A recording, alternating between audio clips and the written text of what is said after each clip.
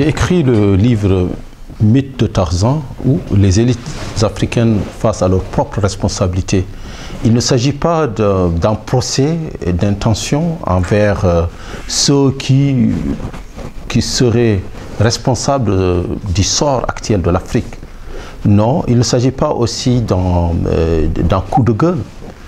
C'est un livre apaisé qui part un petit peu d'un examen réfléchi de la situation de l'Afrique actuelle, de la faillite de nos États, de la faillite de nos institutions et ce que je dirais de l'abandon de l'Afrique par ces élites aujourd'hui qui, au lieu de mener le combat de tous les jours, le combat de la mise à niveau de l'Afrique dans les relations internationales, le combat de l'égalité entre Africains et non-Africains, ces élites qui aujourd'hui ont tendance plutôt à désinvestir l'Afrique, à investir un peu dans les paradis fiscaux, à rapatrier ce qu'ils ont gagné en Afrique vers d'autres cieux peut-être plus cléments.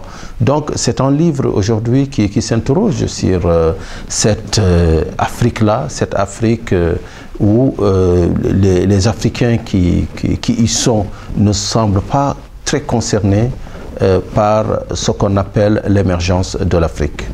En fait, nous critiquons, je critique l'attitude de nos élites. On a l'impression que les élites africaines ont abandonné le combat du développement au profit de leur développement propre.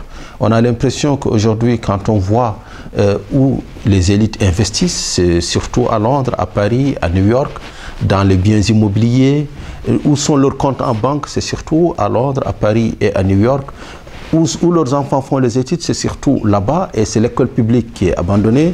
Où est-ce que ces élites se soignent, c'est surtout là-bas, et ce sont les hôpitaux publics qui sont abandonnés. Donc quand on voit cela, quand on voit que toutes les élites africaines, anglophones, francophones, confondues, ont tendance à désinvestir l'Afrique, on se demande bien, est-ce que ces élites qui confectionnent des plans de développement croient en Afrique? Est-ce que ces élites sont encore africaines?